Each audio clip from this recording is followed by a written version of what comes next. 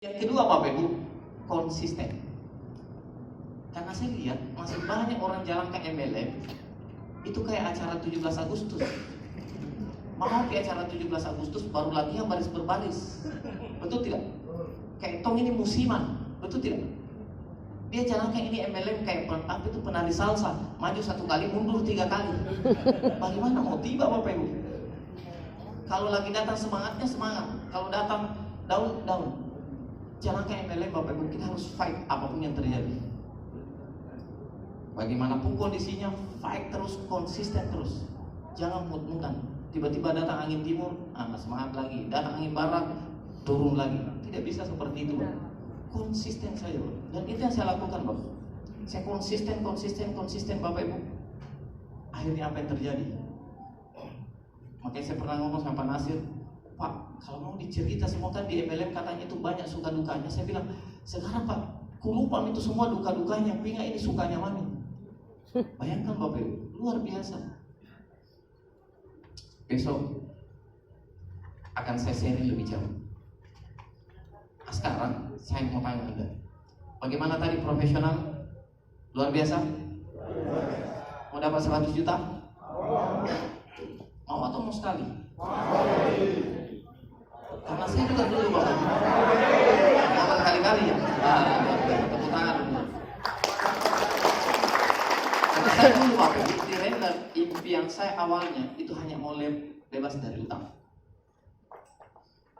Terus saya ngomong sama Nasir, Pak, saya nanti Pak kalau lunas utangku, ada Tommy mobilku, ada Tommy rumahku, jangan Pak itu ratusan juta, miliar apa, 30 juta mau saja Pak tiap bulan, kaya sekali Pak.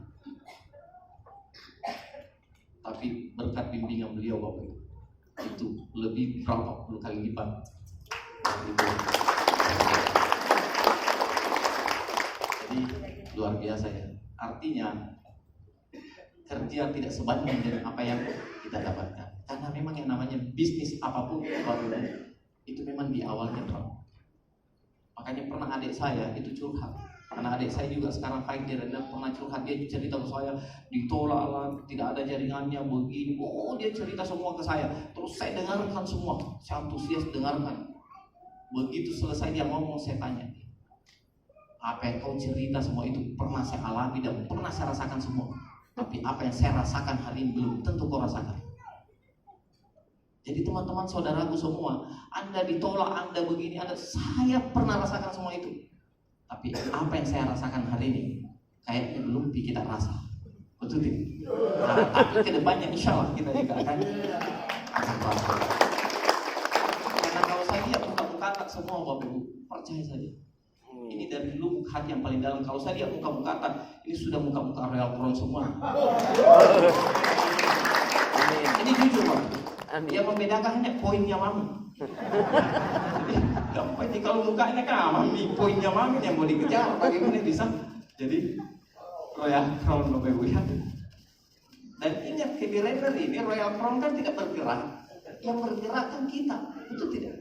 Jadi mau kemana kalau tidak Royal Crown? Singkawang itu dia bergerak, yang bergerak kita. Yang masalah itu kalau mau tiba di sana lari tahu itu singkawang, betul tidak? Tidak Bapak Ibu. Jadi yakin dan percaya semua akan tiba di sana. Jadi saran saya yang pertama adalah perbaiki sikap. Itu saja Bapak Ibu. Karena tidak ada. Kalau Anda dengarkan Champion Attitude atau Anda baca semua buku-buku orang sukses, selalu mengatakan 90% kesuksesan Anda ditentukan oleh sikap. Dan itu betul. Dan ingat, sikap itu adalah pilihan. Bukan teknis. Kalau teknis butuh dilatih. Tapi kalau sikap adalah keputusan. Anda menentukan apakah Anda mau bersikap positif atau mau bersifat sikap negatif. Dan sikap ini adalah hal sepele tapi pengaruhnya sangat besar. Jadi kalau sedikit-sedikit bersifat negatif, percaya saja Bapak. Jadi yang pertama adalah perbaiki sikap. Yang kedua adalah saya bilang konsisten. Itu saja Bapak. Lakukan. Tidak ada ilmu baru Bapak. Itu saja yang kami lakukan. Buat daftar nama, buat janji, presentase, follow up. Itu lagi Bapak. Itu lagi. Ternyata Royal Crown lagi. Jadi itu jadi ulang-ulang Bapak. Jadi tidak ada ilmu baru. Apalagi tadi sudah dijelaskan secara jelas. Kalau Anda mau profesional 1, 4, 7, 3, itu saja Bapak. Siap lakukan itu? Siap lakukan itu? Kalau Anda siap lakukan itu, saya akan tutup dengan sebuah cerita. Bisa? Oke. Ceritanya ini Bapak Ibu, tapi ini cerita ya. Jangan ada yang protes. Karena namanya cerita, ngomongnya cerita. Saya punya cerita. Kalau mau protes, ini juga cerita. Cerita itu cukup didengarkan, bukan untuk dianalisa, bukan. Dengar makin saja. Ceritanya ini, ternyata di zaman dahulu kala, akan begitu biasanya kalau cerita ya, ada zaman dahulu kala. Zaman dahulu kala, ternyata itu burung kalkun itu, tahu burung kalkun? Nah, burung kalkun itu dengan burung elang, Raja Wali itu ternyata teman akrab. Suatu ketika itu burung kalkun ngomong ke burung elang, bro, ajari dong saya terbang seperti Anda, karena saya melihat Anda terbang ini luar biasa. Dia bilang bisa. Kalau begitu kita ketemu di sinilah, di Taman Hatulistiwa, kan ada ya? Kan di sini kan nggak ada Hatulistiwa, pasti ada Taman Hatulistiwanya lah.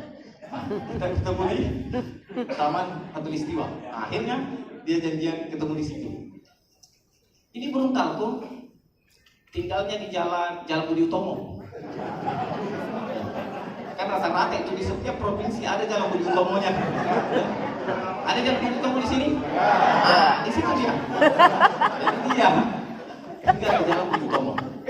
Di si burung kalkun. Ini burung elang, dia tinggal di Jalan Kebangkitan Nasional. Beda arah ini. Ada Kebangkitan Nasional di sini? Ada. Pokoknya itu saja cerita. Kalaupun tidak ada, bikinkan jalan. Begitu. Akhirnya dia janjian ketemu di Taman Hatulistiwa. Begitu di situ ketemu, diajari teknik-teknik dasar.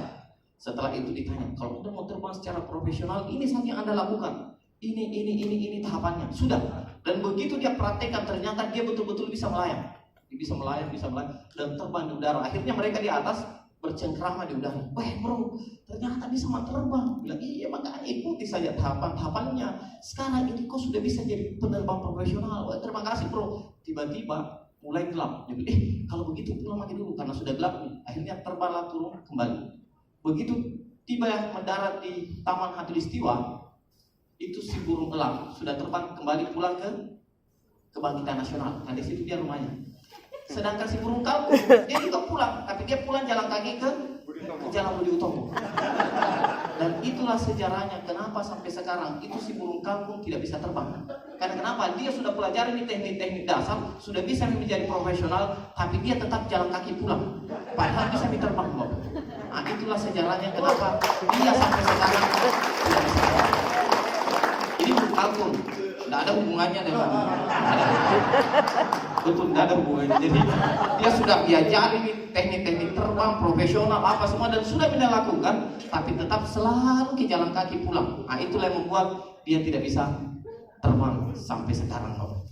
Siapa tahu di Makassar itu kenapa banyak orang tidak bisa terbang, karena itu Bapak sudah diajari profesional tapi selalu jalan kaki pulang. Beda kalau di Pontianak. Saya yakin Pontianak tidak seperti itu. Oke, cukup sekian dari saya. Sampai ketemu besok. Besok insya Allah kita doakan bersama semoga acaranya bisa berjalan dengan lancar. Cukup sekian. Assalamualaikum warahmatullahi wabarakatuh. Waalaikumsalam. Selamat pagi. Wow, sangat-sangat luar biasa. Aplaus yang meriah untuk brand mentor kita, top leader Renari Indonesia, Royal Crown Bintang 2, Bapak Agus Tevi. Sangat luar biasa. Jadi bagaimana besok? Siap? 1.400 orang? Siap. Jangan cuma dimuat saja, masih ada kesempatan berapa jam untuk